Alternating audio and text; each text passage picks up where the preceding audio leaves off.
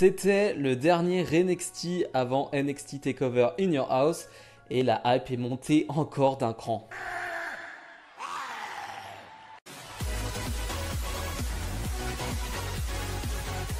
Et bonjour à tous, on se retrouve aujourd'hui pour les résultats de NXT du 8 juin 2021. Le show qui débute directement avec un match, et ça vous savez, j'aime ça, Oney Lorcan face à Austin Theory.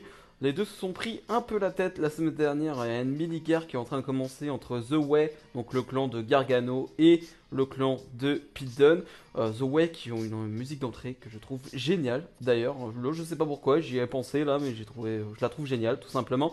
Par contre, la tenue d'Austin Theory avec le W de The Way, la couleur, ça fait un peu ridicule. Mais bref, en tout cas, on a un combat de presque 15 minutes, hein, donc vraiment on leur donne du temps. Et c'était super, voilà, vraiment c'était un super combat.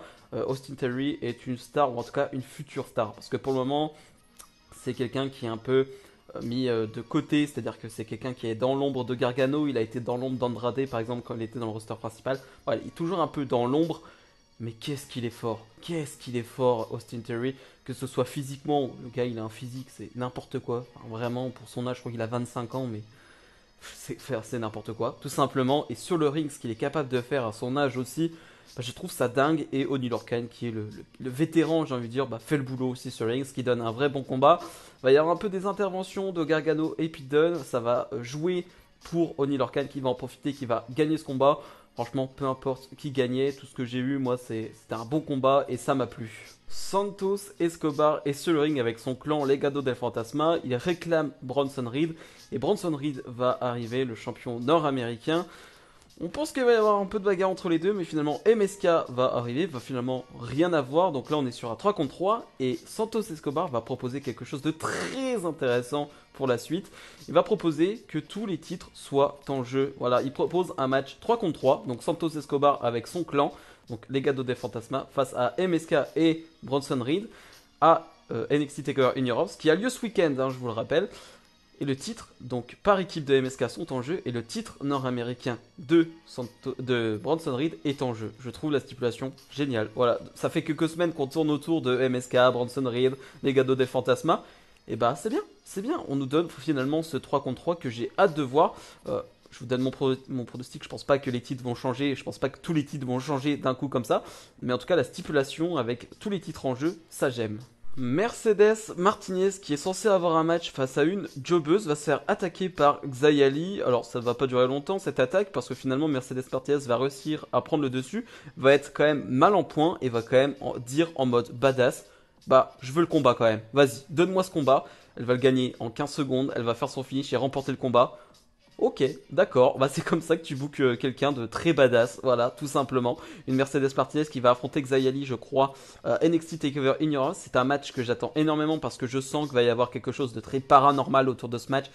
Et j'avoue que j'aime ça, voilà, j'avoue que j'aime toutes les choses un peu paranormales, tout ce qui peut se passer avec le Fiend, avec Alexa Bliss, j'aime bien, donc là j'avoue que j'en attends un peu quelque chose de similaire. Mais en tout cas voilà, une Mercedes Martinez qui sort de ce NXT en mode ultra badass. Isaiah Scott Swerve face à Killian Dane. Isaiah Scott Swerve qui fait partie du clan Hit Row, qui est peut-être la chose que j'aime le plus du côté d'NXT en ce moment. J'abuse un peu, mais en tout cas, la nouveauté, la fraîcheur de ce clan me plaît énormément. J'adore là aussi leur thème d'entrée, leur attitude, enfin bref, je kiffe vraiment. Et j'adore en plus Isaiah Scott Swerve sur le ring qui va encore livrer une superbe prestation face à un Killian Dane qui là aussi va être au niveau. Encore une fois, on leur laisse du temps, hein. C'est peut-être bête, mais à NXT, on laisse le temps au match, on laisse le temps aux superstars de briller. Et ils vont briller, les deux, surtout Isaiah Scott Swerve, mais parce que je kiffe Isaiah Scott Swerve sur le ring, vraiment, je trouve que tout ce qu'il fait, c'est très fort, c'est athlétique, c'est beau, enfin, voilà, j'adore Isaiah Scott Swerve qui va finalement remporter ce combat. Va falloir donner un titre à Isaiah Scott Swerve à un moment donné. Alors là, c'est que le début de Hit Row, donc on va attendre, mais à un moment donné, avec cette attitude-là qui est parfaite, avec ce clan-là qui a l'air d'être vraiment très intéressant, va falloir leur donner un titre. J'ai pas pour habitude de parler de tout ce qui se passe en backstage parce que les interviews sont pas toujours très intéressantes, mais là je suis obligé d'en parler. J'en rigole déjà d'avance parce que ça me fait mourir de rire. On va retrouver Triple H, on va retrouver William Regal, on va retrouver la chanteuse Poppy en backstage. Et Poppy qui va faire face à Dexter Lumis. Dexter Lumis qui a fait un dessin pour Poppy et qui va faire un câlin à Poppy. Sauf que Indy Hartwell est là et on sait qu'il y a un petit truc entre Indy Hartwell et Dexter Lumis. Indy Hartwell va pas trop aimer, va partir en pleurant et t'as la réaction de Triple H qui fait une tête. Enfin bref, c'est un mème le truc, c'est sûr que ça va devenir un mème.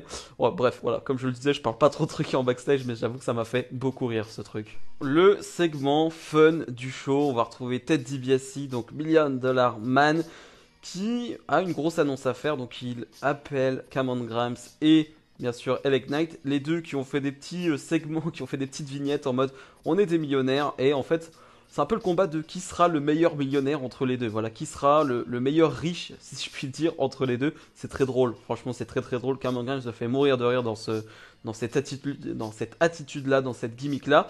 Et donc il a une annonce à faire, c'est-à-dire que leur match ce week-end, ce sera un match où il va falloir décrocher quelque chose. Donc il y a une échelle en or qui est là. Il va falloir décrocher la ceinture Million Dollar Man. Très stylé, très très stylé. Alors on s'en doutait, il y avait des rumeurs depuis quelques semaines là-dessus. Ça parle de millionnaire, ça parle de Ted DiBiase. Clairement, on s'en doutait qu'elle est la ceinture qui allait être impliquée dans cette histoire.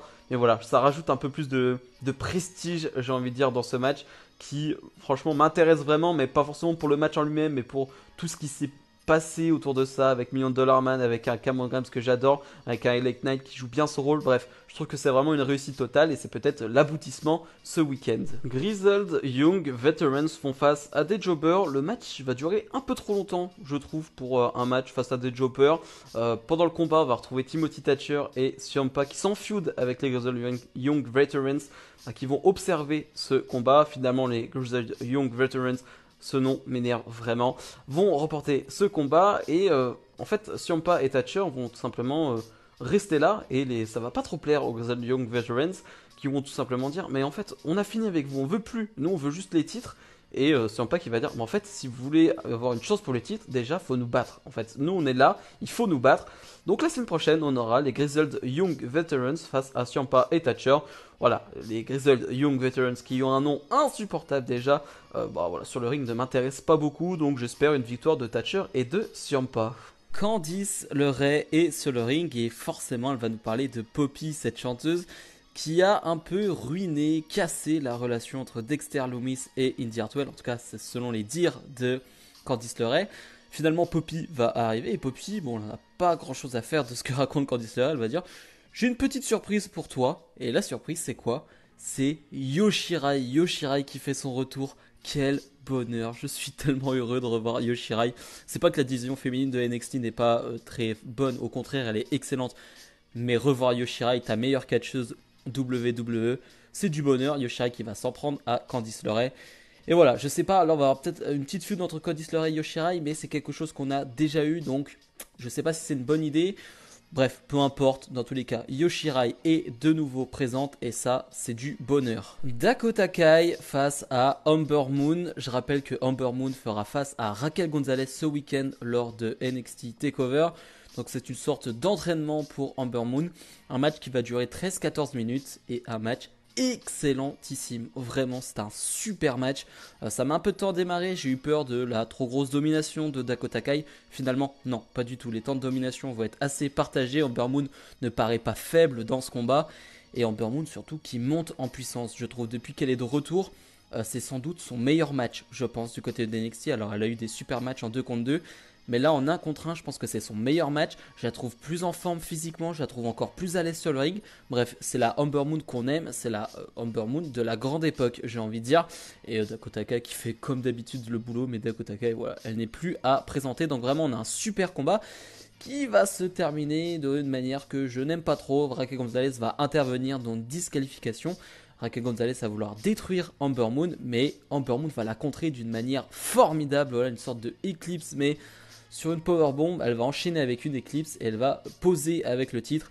Voilà, je suis hypé par ce combat avec la forme d'Ember Moon, avec ce truc de Raquel Gonzalez, la puissance, la force face à l'agilité d'Ember Moon. Ça peut être vraiment génial, donc j'attends vraiment ce match ce week-end.